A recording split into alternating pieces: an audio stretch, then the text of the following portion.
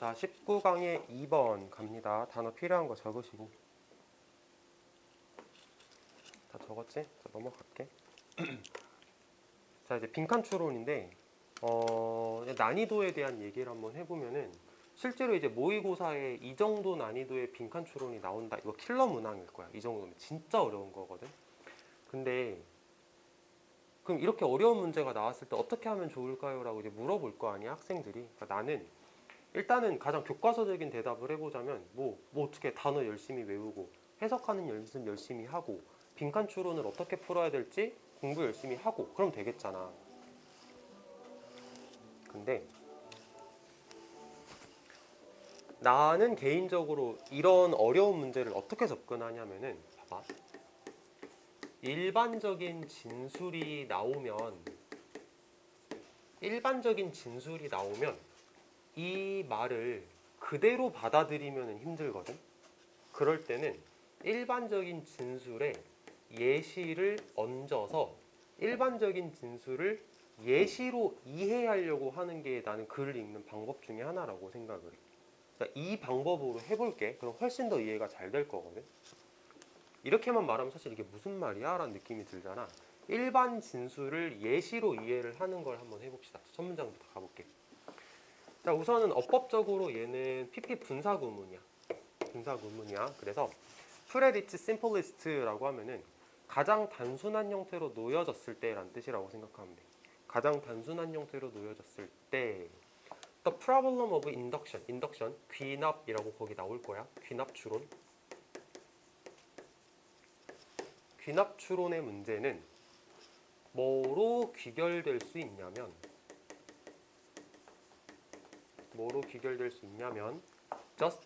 justifying our belief, 우리의 믿음을 정당화하는 문제로 귀결될 수 있다.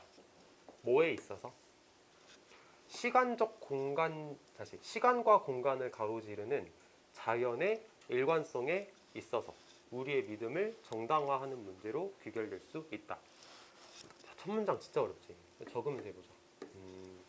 가장 단순한 형태로 놓여졌을 때, 가장 단순한 형태로 얘기를 하자면 귀납추론이라고 하는 문제는, 귀납추론은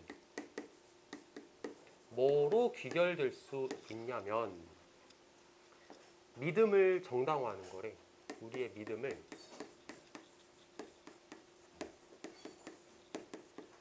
정당화하는 거다라고 귀결될 수 있대. 근데 뭐에 대한 우리의 믿음을? 시공간을 가로지르는 자연의 일관성에 대해서. 자연의 일관성에 대해서. 자, 첫 번째 문장을 다 키워드 뽑아서 적어봤어. 자, 귀납추론이라는 건 자연의 일관성에 대한 우리의 믿음을 정당화하는 거래. 뭐라는 거야? 이런 느낌이지. 이거 이해하는 사람 없을 거야. 첫 문장만 읽고 그냥 물음표 찍고 넘어가면 돼. 다 이해하고 다시 읽으면 그때 이해가 되는 거야. 자, 만약에 자연이라는 것이 일관적이고 규칙적이라면, 자연이라는 게 규칙성을 가진다면, 그 행동에 있어서 그러면 사건들은 어떤 관찰되어진 과거나 현재의 사건들은 확실한 가이드가 될 거야. 뭐에 대한? 관찰되어지지 않은 사건들에 대한. 어디에 있는? 관찰되어지지 않은 과거, 현재, 미래에 있는. 진짜 어렵지, 이런 문장들이 딱 나오는 거 보면은. 근데 잘 정리를 해봐. 만약에 자연이라는 게 일관적이라면, 적어볼게. 자, 자연이 일관적이라면, 일관성을 가지고 있다면, 그렇다면 관찰되어진 과거와 현재의 사건들은, 그러니까 내가 관찰한 것들은 확실한 가이드가 될 거야. 뭐에 대해서? 관찰되어지지 않은 사건들에 대해서. 무슨 얘기냐? 자연이 일관성을 가지고 있기 때문에 관찰 못한 것을 예상할 수 있다는 뜻이야. 예상할 수 있다는 뜻이야. 일단 이제 적어놓고 나서 설명을 덧붙여 볼게. 아까 내가 얘기를 했던 게 일반 진술을 그대로 받아들이는 게 힘들면 거기에 이제 예시를 덧붙여라 라고 얘기를 했잖아. 예시를 덧붙여 볼게. 자, 자연이라는 게 일관성을 가진다면, 어차피 뒤에 나올 얘기이긴 하지만 해 뜨는 거 가지고 예시를 한번 들어보자. 자, 자연이라는 게 일관성을 가져. 해는 언제나 5시 30분에 떠. 자연은 그런 일관성을 가져. 그러면 내가 관찰을 못했어도, 예를 들면 오늘 아침엔 나는 해 뜨는 거 못 봤거든. 근데 5시 30분에 떴겠지 라고 예상이 가능하대. 이해되지?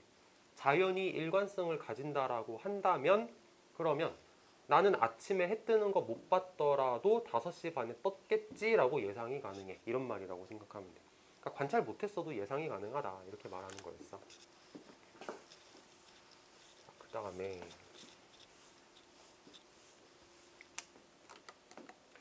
벗 있잖아. 여기 벗에서 한번 이렇게 크게 잘라볼래? 이렇게.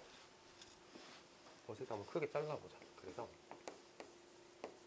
벗 하고 나서 이제 뒷부분을 보면은, 그런데 유일한 근거는 뭐에 대한? Believing that nature is uniform. 자연이 일관적이다. 자연이라는 게 일관성을 가진다라고 믿을 수 있는 유일한 근거는 관찰된 사건이잖아. 과거와 현재에 있어서의 관찰된 사건이잖아. 다시 잘 생각해봐. 자연이 일관성을 가진다라고 믿을 수 있는 유일한 근거는 과거와 현재에서의 관찰된 사건이잖아. 무슨 말이냐면, 내가 과거와 현재에 관찰한 게 있기 때문에 자연이 일관성을 가진다 라고 얘기할 수 있는 거 아니야? 라는 말이야. 다시. 자, 이제 예시를 덧붙여 볼게. 자연이 일관성을 가지기 때문에 내가 해 뜨는 거 오늘 아침에 못 봤어도 5시 반에 떴겠지라고 예상이 가능해. 그런데 해가 5시 반에 뜬다라는 자연의 일관성 너 어떻게 얻은 거야? 그것도 관찰해서 얻은 거 아니야? 이 말이지. 그치? 이 말이야. 그러니까 벗인 거야. 그치? 앞뒤 내용이 다르잖아. 그러니까 벗이거든. 좀 이따 읽을게. 넘어가고. 자, 여기부터 읽어보자. 말이 또 어려운데, We can't then it seems. 자, it seems 겉보기에는 이라고 하자. 겉보기에는 we can't, 우리는 then, 그러면 go beyond, 넘어설 순 없어. 뭐를 넘어설 순 없어? 어떤 관찰된 사건을 넘어설 순 없어. 뭐 하지 않으면? 가정하지 않으면. 어떤 것을 가정하지 않으면? 우리가 증명할 필요가 있는 것들을, 우리가 증명해야 하는 것들을 가정하지 않으면 우리는 관찰된 사건을 넘어서까지는 갈 수 없다라고 얘기를 하거든. 자, 여기다 한번 이렇게 잘라볼래? 글을 크게 세 덩어리로 만드는 거야. 벗 앞에서 한번 자르고 we can't 앞에서 한번 자르는 거야. 그럼 글이 총 세 덩어리가 만들어지고, 첫 번째 덩어리가 여기였고, 두 번째 덩어리가 여기였고, 이제 세 번째 덩어리를 쓸 거야. 자꾸 내용을 까먹어서 다시 한번 읽어볼게. 우리는 겉보기에는 우리가 증명해야 하는 것들을 가정하지 않으면 관찰되어진 사건들을 넘어설 수 없다는 얘기가 뭐냐면,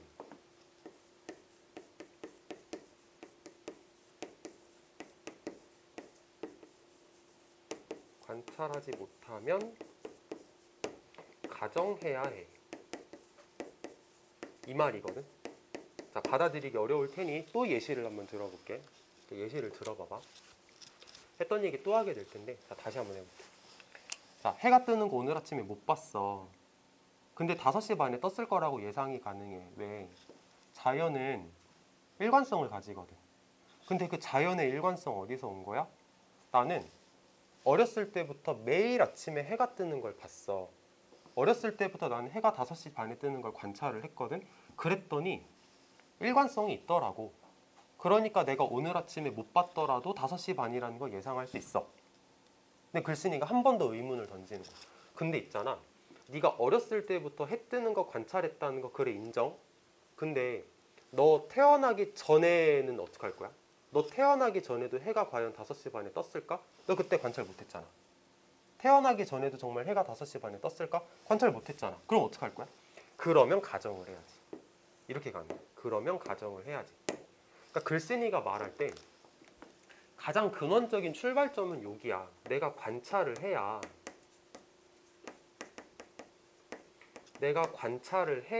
일관성을 가진다는 걸 알 수 있고 일관성을 가진다라는 걸 전제로 관찰 못한 걸 예상할 수 있는 건데 관찰 못하면 어떡할 건데 가정해야지. 아까도 얘기를 했지만 가정이라는 것 자체가 사실이 아니거든. 어쩔 수 없이 가정을 하는 거란 말이야. 그러니까 여기는 약간 점점점의 느낌이야. 어쩔 수 없지. 관찰 못하면 어떻게? 추측이라도 해야지. 가정이라도 해야지. 이런 느낌이라고 생각하면 돼. 이 문장 다시 한번 읽어볼게. 다시 한번 읽어보자. 자, 겉보기에는 우리는 우리가 증명해야 하는 것들을 우리가 증명해야 하는 바로 그것들을 가정하지 않으면 관찰되어진 사건 이상 갈 수는 없어. 내가 관찰되어진 사건 이상 간다는 얘기는 관찰하지 못한 건 어떻게 할 거야? 라는 얘기지. 관찰하지 못한 건 어떻게 할 거야? 관찰되어진 사건 이상까지 가서 생각을 하려면 어떻게 할 거야? 관찰 못했는데 가정을 해야지. 이런 말이라고 생각을 합니다. 좀 어렵지? 잘 복습을 해봐. 가정을 한다는 게 즉 무슨 얘기냐면 관찰되어지지 않은 세상의 부분들이 작동을 했을 거라는 거야. 관찰되어지지 않은 세상의 부분들이 내가 태어나기 전에 뜬 해들도 작동을 했을 거야. 일관적으로. 빈칸에 들어갈 말은 일관적으로야. 자, 그래서 빈칸에 대한 답을 골라보면 그냥 바로 얘기를 해볼게. 답이 1번이거든. In the same way as the parts we observe를 해석을 해보면 우리가 관찰한 파트와 같은 방식으로 우리가 관찰한 것들과 같은 방식으로 그게 일관적으로잖아. 그래서 정답이 1번이라고 하면 되고 자, 글 내용은 일단 여기까지거든. 근데 이제 마지막 파트를 읽어보면서 정리해보자.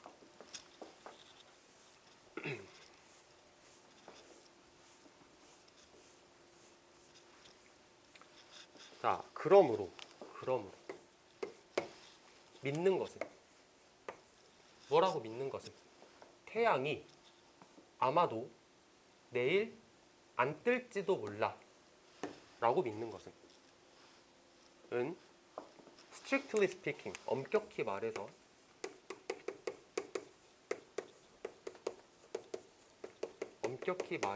자, 로지컬이 논리적인이고 일로지컬이면 부정어라서 논리적이지 않은 이고 앞에 not이 붙었으니까 이중부정이다.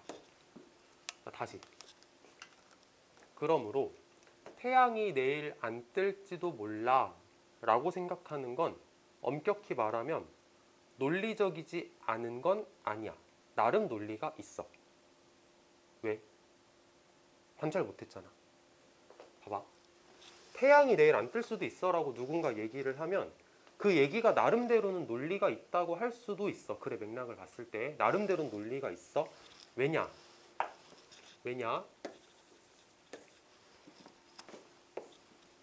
태양이 내일 뜨는 게 틀림없다라고 하는 가정은 혹은 태양이 내일 떠야 해라고 하는 그 가정이 불가피하게 과거 관찰에서 나온 건 아니잖아 라고 해석을 하면 돼. 그러니까 아까 얘기를 했잖아. 모든 거의 출발점은 가장 기본적으로 전제가 깔려야 되는 거는 관찰이거든. 관찰을 해야 일관성을 추론할 수 있고 일관성을 가지고 관찰 못한 것까지도 예상이 가능한 건데 내일 태양이 뜬다 안 뜬다는 우리가 애초에 이게 관찰이 안 되는 거란 말이야. 그렇기 때문에 내일 태양이 뜬다 안 뜬다에 대해서는 관찰이 안 됐기 때문에 안 뜬다고 해도 할 말은 없는 거야 라고 약간 좀 말장난처럼 글이 마무리가 됐다라고 생각하면 될 것 같아. 되게 어려운 글이지. 자, 다시 한 번만 내용 정리해보고 끝날게. 자, 자연의 일관성을 가지고 관찰 못한 것도 예상은 가능하지만 그 자연의 일관성조차도 출발점은 관찰이다. 근데 관찰 못하면 어떡할 거야?